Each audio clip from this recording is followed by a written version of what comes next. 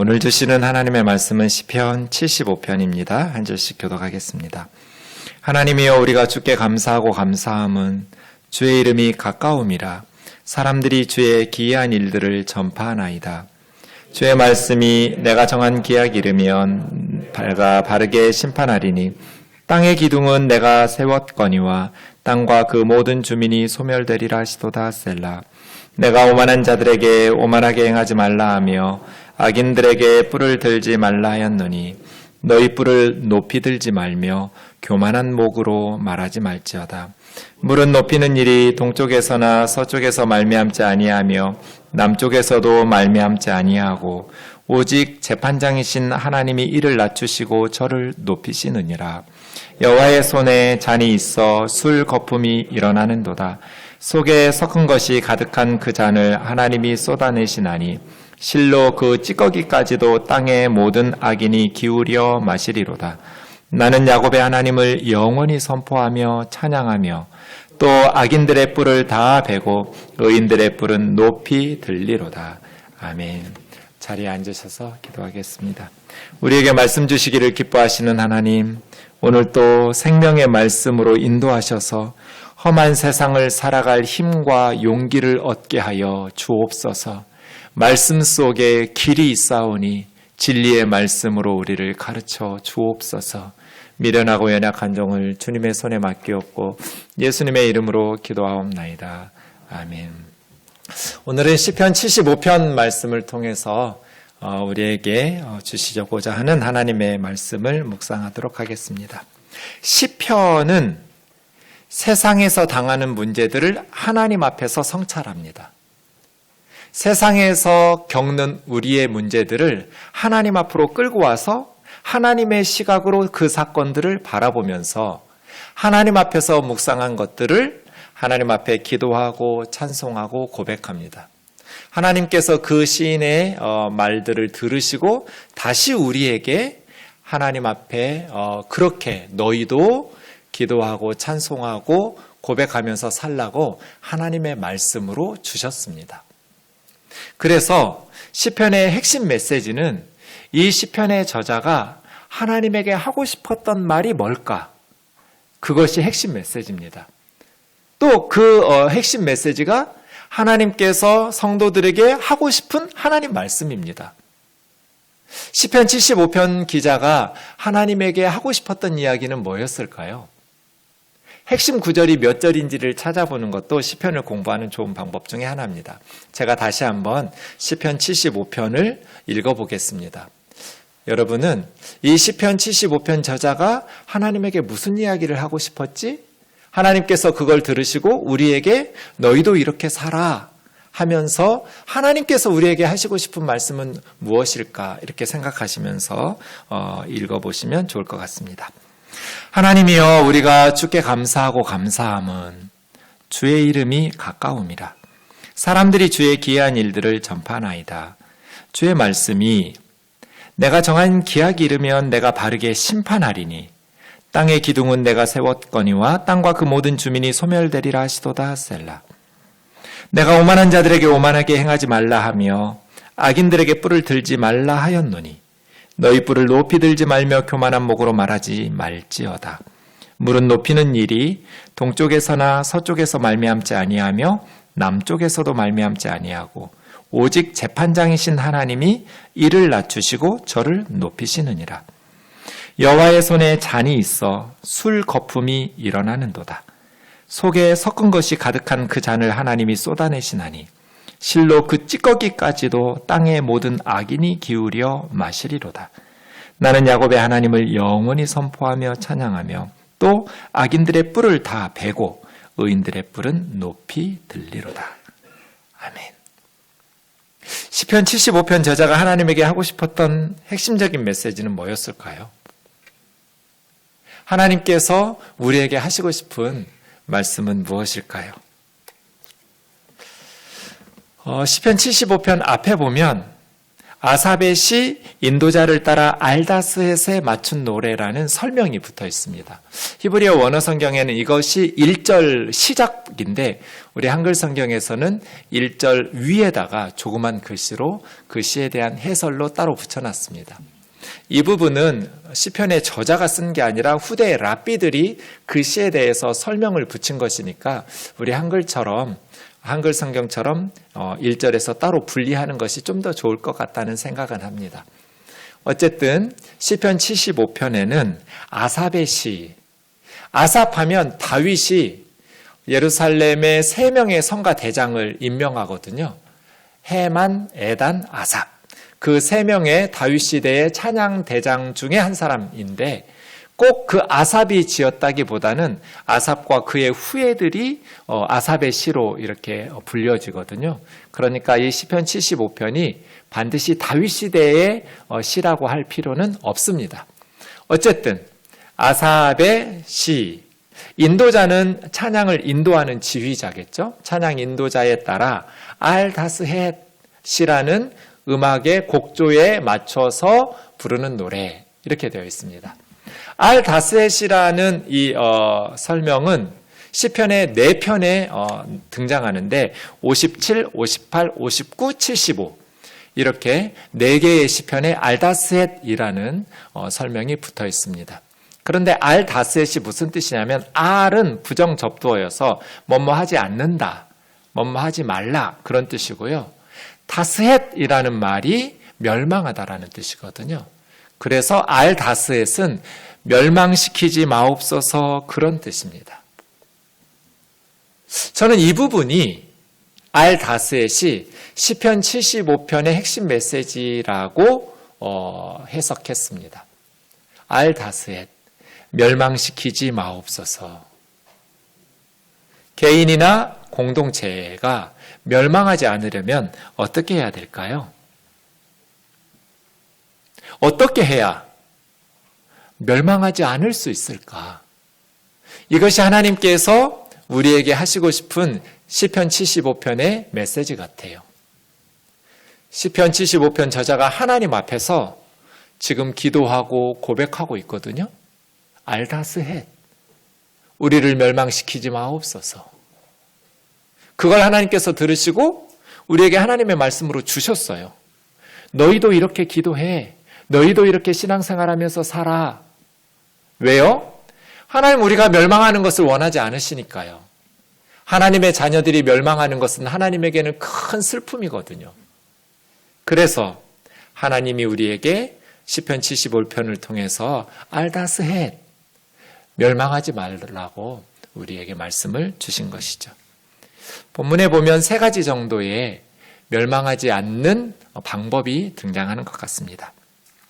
1절 이 시편의 첫 단어를 보면 감사라는 단어로 시작합니다. 우리 한글 성경에는 번역하기 위해서 하나님이여 하면서 감사라는 단어가 뒤쪽으로 빠져 있지만 원문으로 보면 감사라는 단어가 첫 번째 단어입니다. 그리고 뒷부분에 감사라는 단어가 한 번 더 반복됩니다. 감사합니다. 주님께 하나님이여 감사합니다. 이렇게 되어 있습니다.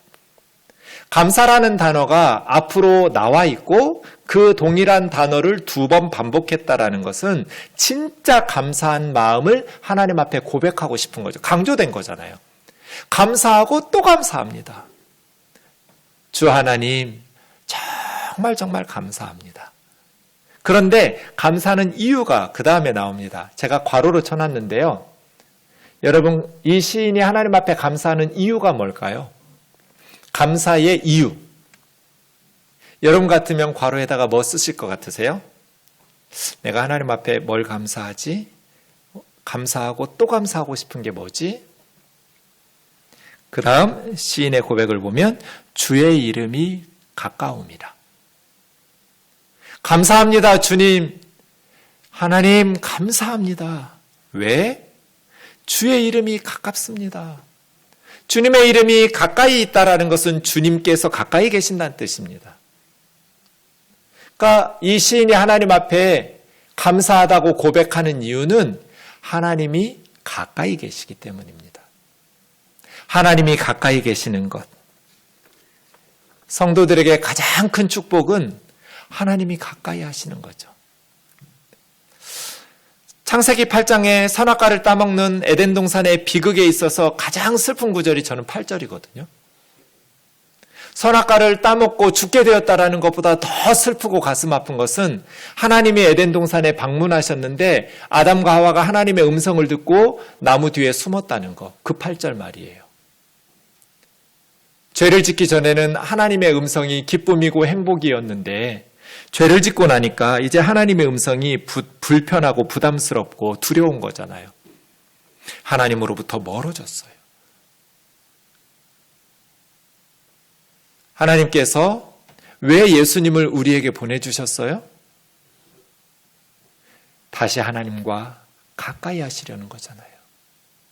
하나님은 우리를 하나님 곁으로 가까이 부르시려고, 우리 죄를 씻으시려고 그의 아들 예수 그리스도를 십자가에 보내주신 거잖아요. 저는 어제 한 목사님으로부터 귀한 걸 배웠는데, 누가복음 15장에 탕자의 비유가 있잖아요. 둘째 아들이 아버지가 멀쩡히 살아있는데도 아버지의 유산, 가산을, 자기가 아버지 죽으면 물려받을 유산을 미리 가불해가지고 멀리 가서 허랑방탕하게 다 써버리고 왔어요. 이것을 유대 관습으로 보는 거예요. 당시 유대인들의 관습에 마짜짜라는 게 있다고 그래요. 마짜짜는 그 지역에서 큰 피해를 입힌 불경건한 사람들을 죽여도 죄가 되지 않는 항아리를 깨뜨리는 의식이라고 그래요. 이 둘째 아들은 이렇게 배은망덕한 짓을 했기 때문에 그 마을 사람들이 항아리를 깨면서 이제 이 아들은 발견하는 사람이 때리거나 상해를 입히거나 죽여도 처벌을 받지 않는 그런 사람일 거라는 거예요. 그래서 이 아버지는 그날만 우연히 동구 밖에 나가서 아들이 돌아오는 것을 만난 것이 아니라 평소에도 날마다 동구 밖에서 이 아들을 기다렸을 것이다. 왜? 그 아들이 돌아왔을 때 누구라도 마을 사람들이 자기 아들을 알아보고 그 사람에게 위해를 강하고 폭행을 하고 죽이더라도 그 폭력을 가한 사람은 죄가 아니니까. 그것이 오히려 자기 마을의 수치를 씻고 거룩하고 경건한 마을로 하나님이 복을 주실 수 있는 마을로 유지하는 방식이니까. 그런 폭행을 가하기 전에 이 아버지는 자기 아들을 보호해야 하기 때문에 날마다 동구 밖에 있었을 거다. 그리고 그 아들이 왔을 때 멀리 있음에도 불구하고 누구보다도 먼저 아버지가 달려가잖아요. 발목이 보이는 것은 수치스러운 일이고 그렇게 달려간다라는 것도 당시 문화에서는 수치스러운 일인데 아버지는 그런 걸 아랑곳하지 않는 거죠. 누구보다 먼저 달려가서 다른 사람이 자기 아들을 해치기 전에 아버지가 그를 감싸 안는 거죠. 그 말씀을 듣는데 너무 감동이 되는 거예요. 예수님께서 말씀하신 이 아버지가 우리 하나님이잖아요. 우리가 경건하고 의롭게 살아서 착하고 거룩하게 살아서 우리를 하나님의 자녀 삼으신 거 아니잖아요. 우리가 이 탕자처럼 말도 안 되는 죄를 짓고 그렇게 죄악 가운데 사는 죄인들인 줄 아심에도 불구하고 그 아버지처럼 하나님은 우리를 사랑하셔서 우리를 위해 그의 아들 예수 그리스도를 십자가에 내어주신 거잖아요. 왜? 우리를 가까이 하려고. 알다스헷. 우리가 멸망하지 않게 하려고. 우리를 보호하시려고. 우리를 살리시려고. 감사합니다, 주님. 하나님 감사합니다. 왜? 하나님이 우리 곁에 가까이 계셔서. 우리는 하나님 곁에 가까이 갈 수 없는 죄인들인데 하나님께서 우리 죄를 위해서 독생자 예수 그리스도를 보내주시고 우리를 하나님의 자녀로 품어주시고 우리를 가까이 불러주신 은혜를 감사합니다. 이 고백하고 있는 거예요. 알다셋. 멸망시키지 마옵소서. 멸망하지 않으려면 어떻게 해야 돼요? 첫 번째는 하나님을 가까이 하라는 거예요. 하나님을 가까이 해라. 하나님을 가까이 한다고 해서 환난과 시련이 없는 거 아니에요.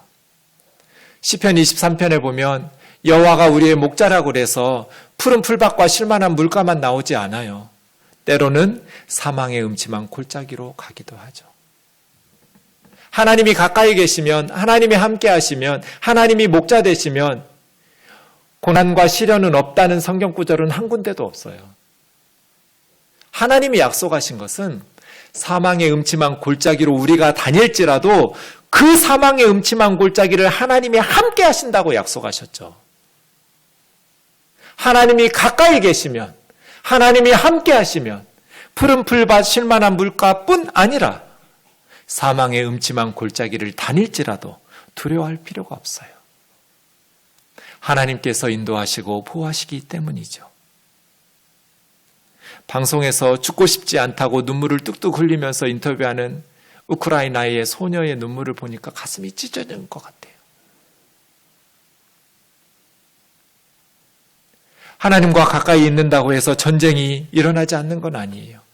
상상하지 못했던 바이러스, 그로 인한 경제적인 어려움, 사업의 실패, 질병이 사라지는 것도 아니에요. 그러나 사망의 음침한 골짜기로 다닐지라도 하나님께서 함께 하시고 하나님 곁에 가까이 계시면 불안하지 않아요. 하나님께서 붙들어 주시기 때문에 믿음으로 승리할 수 있어요. 그래서 성도들에게 가장 큰 축복은 하나님께서 가까이 계시는 거예요. 시편 73편 하나님께 가까이함이 내게 복이라. 뭐가 진짜 복이에요? 하나님이 가까이 해주시는 것. 내가 주 여호와를 나의 피난처로 삼아 주의 모든 행적을 전파하리이다. 시련과 환난 속에서 하나님을 피난처로 삼아서 하나님과 가까이 하면서 역경을 견뎌내는 것. 질문이요? 어떻게 하면 하나님과 가까워질 수 있을까요? 하나님께 가까이 하는 것이 복이라는데 어떻게 하면 하나님과 가까워질 수 있을까요? 야고보서 4장 8절에 정답이 나옵니다. 하나님을 가까이 하라. 그리하면 하나님께서 너희를 가까이 하시리라. 우리가 하나님께 가까이 가버리면 돼요. 그럼 하나님께서 우리와 가까이 하세요. 하나님께 가까이 가려면 두 가지를 기억해야 돼요. 죄인들아 손을 깨끗이 하라. 우리 손으로 악한 일들을 계속하면서 하나님께 가까이 갈 수는 없잖아요. 그리고 두 마음을 품은 자들아 마음을 성결하게 하라. 하나님도 사랑하고 우상도 섬기면서 하나님을 가까이 할 수는 없잖아요. 점쟁이 찾아다니면서 하나님을 가까이 할 수는 없어요. 두 마음을 품은 자들아 마음을 하나로 하나님께로, 이게 성결이에요. 그렇게 하나님을 가까이 하면 하나님께서 너희를 가까이 하신다는 거예요. 찬송가 442장 3절에 보면 밤 깊도록 동산 안에 주와 함께 있으려 하나 괴로운 세상에 할 일 많아서 날 가라 명하신다. 주님 나와 동행을 하면서 나를 친구 삼으셨네. 우리 서로 받은 그 기쁨은 알 사람이 없도다. 이 찬송은요, 경험해 본 사람만 쓸 수 있는 곡이에요.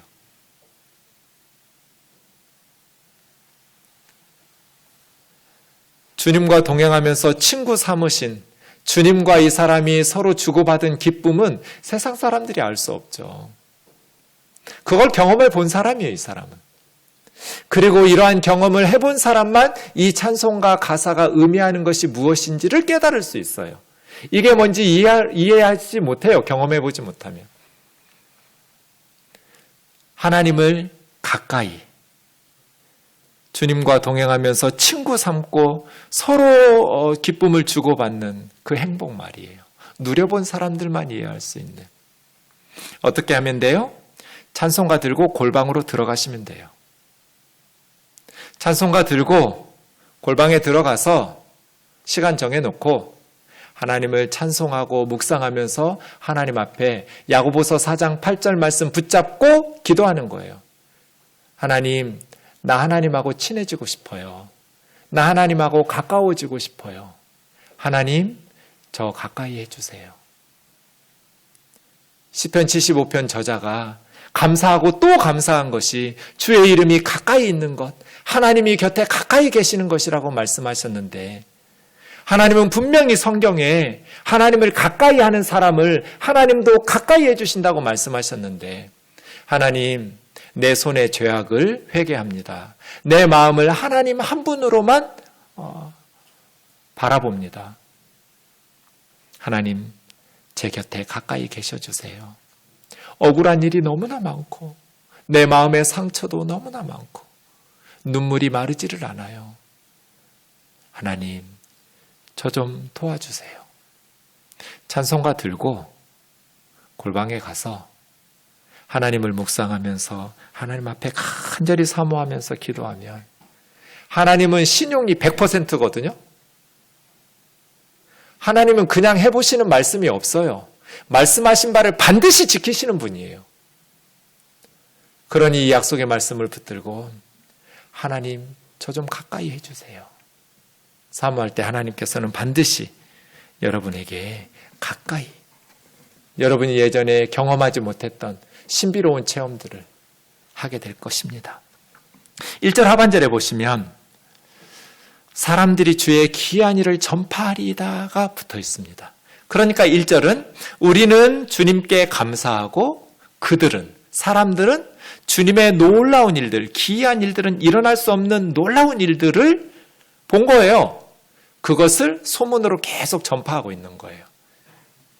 그러니까 하나님께서 하나님을 가까이 하는 이 사람들, 이 공동체를 위해서 세상 사람들이 알 수 있도록 뭔가 놀라운 일을 행하신 거예요. 그것이 무엇인지 75편에서는 알 수 없지만 그들은 알겠죠. 그래서 주님이 가까이 하시는 것은 놀라운 일들과 연관되어 있어요. 2절 보시죠. 주의 말씀에 내가 정한 기약이 이르면 내가 바르게 심판하리니 땅의 기둥은 내가 세웠거니와 땅과 그 모든 주민이 소멸되리라 하시도다 셀라. 그러니까 1절에 주님의 놀라운 일들은 2절에 주님께서 바르게 심판하신 것과 연관되어 있어요. 그래서 주님이 가까이 해주신 것은 단순히 심리적으로만 위로하고 가까이 계신 것이 아니라 구체적인 역사적인 사건 가운데 바른 하나님의 정의로운 심판이 시행된 거예요. 하나님께서 가까이 하는 사람들을 위해서 공의로운 심판을 역사 가운데 일으키셨어요. 하나님이 방관하고 계시는 것 같지만 정한 기약이 이르면, 하나님의 시간이 되면 하나님은 일어나서 정의로 세상을 심판하시죠. 3절 말씀은 좀 해석이 번역본에 따라 다른데요. 우리 개역 개정에서는 땅의 기둥은 내가 세웠거니와 땅과 그 가운데 모든 주민이 소멸되리라 이렇게 되어 있는데, 원문의 순서로 보면 이게 좀 뒤바뀌어져 있어요. 원문의 순서를 보면 소멸되리라는 단어가 첫 무구라는 단어인데요. 무구라는 단어는 녹아내린다, 용해된다는 뜻이에요.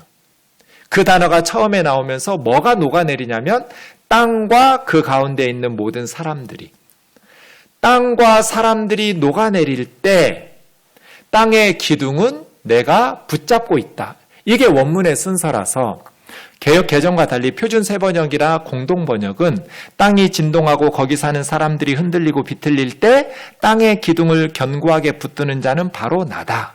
이렇게 번역했어요. 영어 성경도 NIV 같으면, 그러니까 표준 세번역만 해도 진동한다, 흔들린다, 비틀거린다 세 단어나 사용했지만 사실은 원문에 보면 한 단어, 무구라는 단어거든요. 그래서 NIV가 번역 잘한 것 같아요. 땅과 그 가운데 있는 모든 사람들이 퀘이크, 흔들릴 때, 녹아내릴 때 땅의 기둥들을 붙잡고 있는 자는 바로 나, 하나님 여호와다. 이것이 좋은 번역 같아요. 둘 다 번역이 가능하지만, 그러면 1, 2, 3절은 뭐예요? 하나님, 우리가 하나님 앞에 감사하고 또 감사합니다. 왜?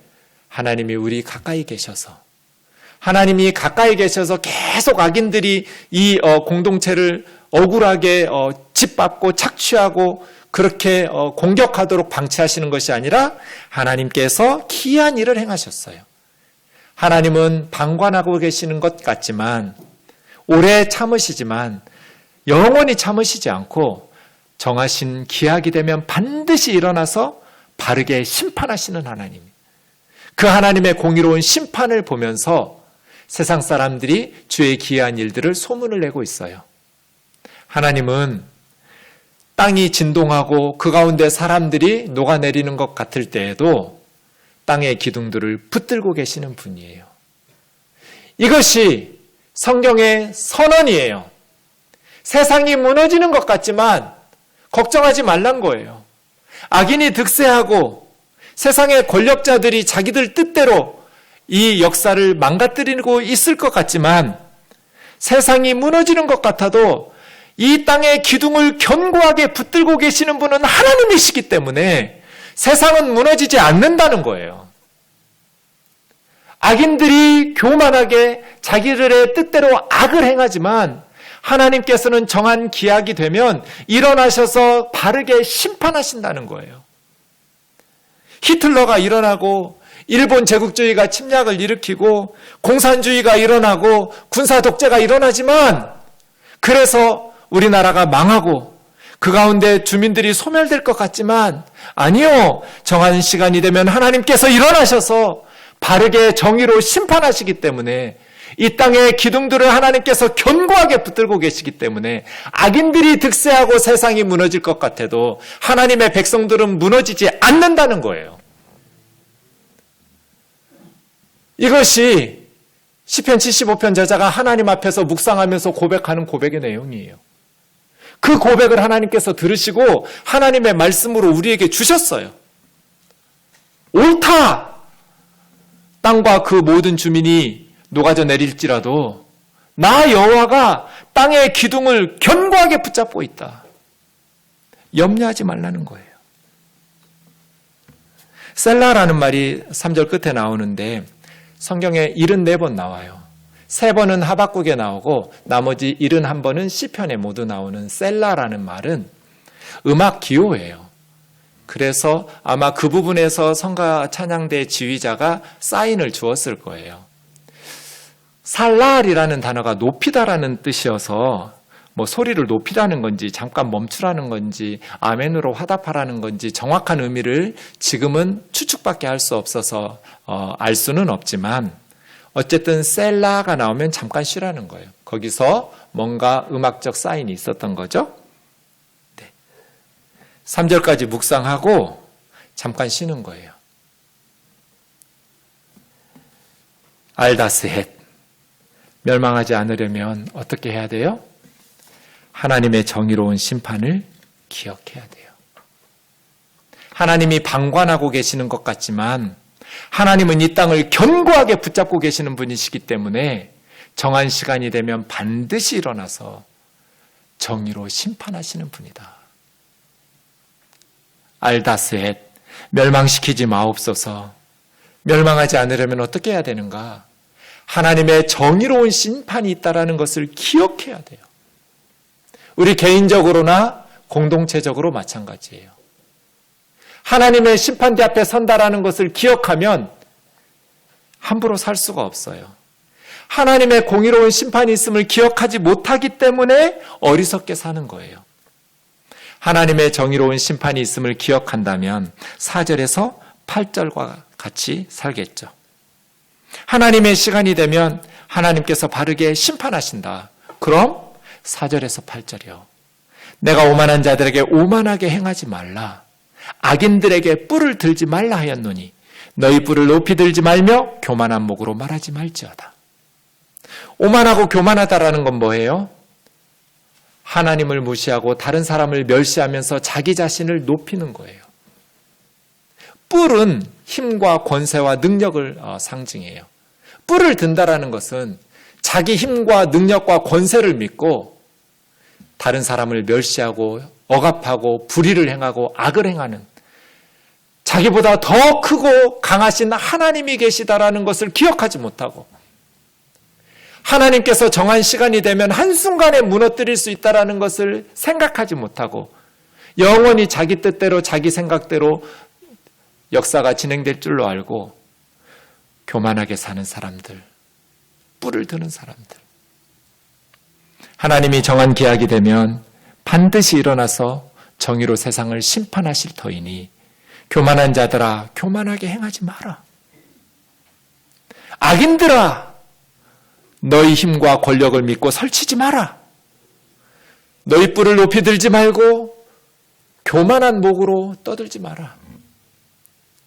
목을 뻣뻣이 세우고 하나님을 대적하고 다른 사람들을 무시하고 멸시하면서 자기 힘, 자기 뿔 믿고 설치지 말라는 거예요.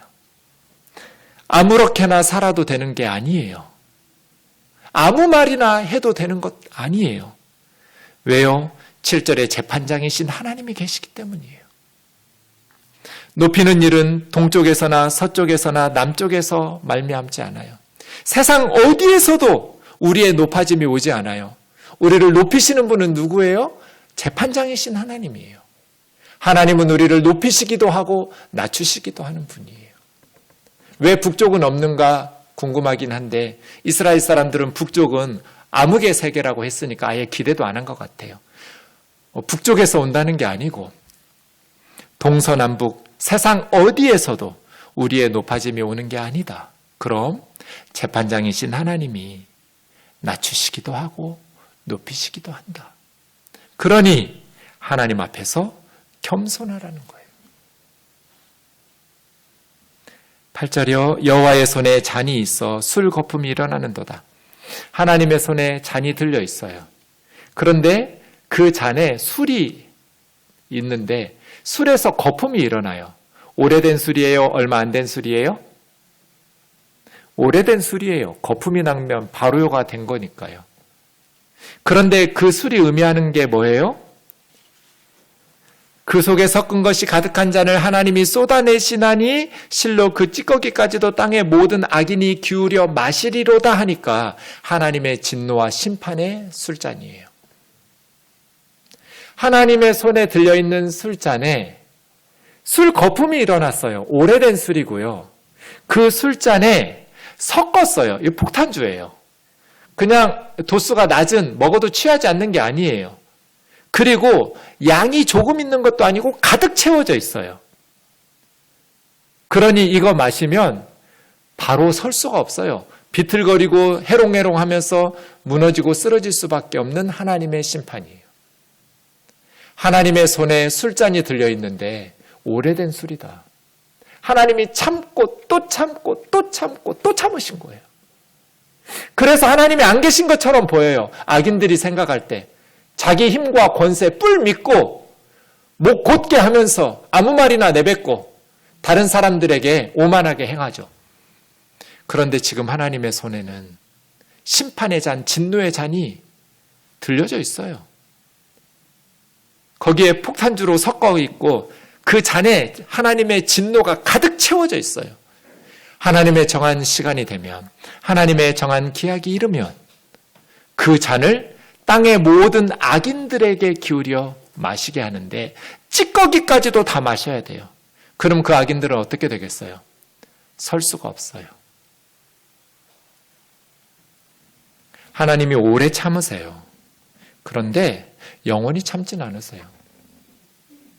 지금 하나님 손에 술거품이 일어나고 있다는 것을 기억하라는 거예요. 하나님의 정의로운 심판이 있음을 기억해라. 알다스헷. 그래야 멸망하지 않는다. 하나님의 정의로운 심판이 있음을 기억하지 않으니까 회개하지 않고 계속해서 교만하게 자기 뜻대로 만사형통할 줄 알면서 악하게 사는 거잖아요.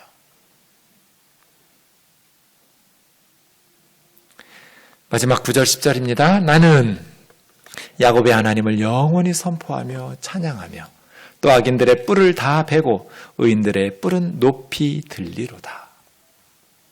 알다스헷, 멸망시키지 마옵소서. 마지막 세 번째는 악인들의 뿔을 베고 의인들의 뿔은 높여야 돼요. 1번과 2번은 하나님이 하시는 일이에요. 하나님께서 가까이 해주시고 하나님께서 정의로운 심판을 베푸셔요. 그러면 우리는 뭐 할까요? 그냥 기다리기만 하면 되나요? 아니요. 3번을 해야 돼요. 이 구절의 나는 누구일까요? 이스라엘의 지도자겠죠. 리더예요. 나는 야곱의 하나님의 이름을 영원히 선포하고 찬양하고 악인들의 뿔은 다 베어내고 의인들의 뿔은 높이 들리로다. 이렇게 10절을 할 수 있는 나이니까 이스라엘의 리더겠죠. 리더가 해야 될 일이 뭐예요? 이것은 성도들이 해야 될 일이기도 해요. 두 가지인데요. 9절에 있는 것처럼 하나님을 선포하고 찬양하는 것. 10절에 있는 것처럼 악인들을 제거하고 의인들을 높이는 것. 그래야 망하지 않죠. 우리 우면동 교회가 망하지 않으려면 악인들은 제거하고 의인들은 높여야 돼요. 악인들의 뿔은 베어내고 의인들의 뿔은 높이 들어야 돼요. 회사가 살아나려면, 망하지 않으려면 악인들의 뿔은 베고 의인들의 뿔은 높이 들어야 돼요. 나라가 망하지 않으려면, 알다스앳 하려면 악인들의 뿔은 베고 의인들의 뿔은 높이 들어야 돼요. 하나님을 가까이 하고 하나님이 주신 하나님의 말씀을 붙잡고 낙심하지 말고 어떠한 상황에서도 하나님의 시간이 되면 하나님의 공의로운 심판이 시작되고 지금도 하나님께서는 세상의 기둥들을 견고하게 붙잡고 계신다는 것을 기억하면서 절망하지 말라는 거예요. 이것이 시편 75편의 메시지예요. 세상에 아무리 어두워도 절망하지 마라. 하나님은 정하신 때에 정의와 공의로 세상을 심판하신다. 비록 악인들이 지금 뿔을 높이 들고 자기들의 권세와 위엄을 가지고 연약한 자들을 짓밟고 거짓으로 진리를 회방할 수 있을 것처럼 설치지만 하나님의 손에 술잔이 들려져 있다. 거품이 일어나고 있고 폭탄주로 섞은 하나님의 진노가 들어있는 그 술잔을 찌꺼기까지 악인들에게 다 마시게 할 날이 있을 테니까 낙심하지 말라는 거예요. 세상이 무너지는 것 같아도 하나님께서 견고하게 붙들고 계시니 성도들은 세 가지 하라는 거예요. 첫째가 뭐예요? 하나님을 가까이 해라. 둘째가 뭐예요? 하나님의 심판이 있음을 기억하면서 오만하게 행하지 말고 교만한 목으로 말하지 말고 겸손하라는 거예요. 하나님 앞에서 사람들 앞에서 겸손하게 살아라. 아무 말이나 내뱉지 마라. 아무 행동이나 하지 마라. 그리고요, 악인들을 제거하고 의인들을 높이라는 거예요. 힘 있는 편에 달라붙지 말고 의로운 사람들하고 비록 불이익을 당하고 손해를 보고 어려움을 당하고 희생당할 수도 있지만 하나님의 심판대 앞에 서야 된다는 것을 기억한다면 세상 사람들이 많이 가는 넓은 길로 가지 말고 악인들의 뿔을 베고 계란으로 바위치기 같아도 하나님이 정한 시간 되면 하나님께서 이 땅의 역사를 땅의 기둥들을 붙잡고 계셨기 때문에 지금까지 역사가 유지되고 있으니 하나님을 신뢰하고 악인들 편에 서서 그 콩고물 얻어먹으려고 하지 말고 의인들의 뿔을 높이 드는데 너희들의 삶을 함께하고 악인들을 제거하고 의인들을 높이는 공동체를 만들라는 거예요. 알다스앳. 시편 75편은 우리에게 엄청난 위로 같아요. 억울한 일 당하고 가슴이 무너져 내리는 것 같지만 이 말씀 묵상하면서 다시 역사의 희망을 일구는 저와 여러분 되기를 주의 이름으로 축원합니다.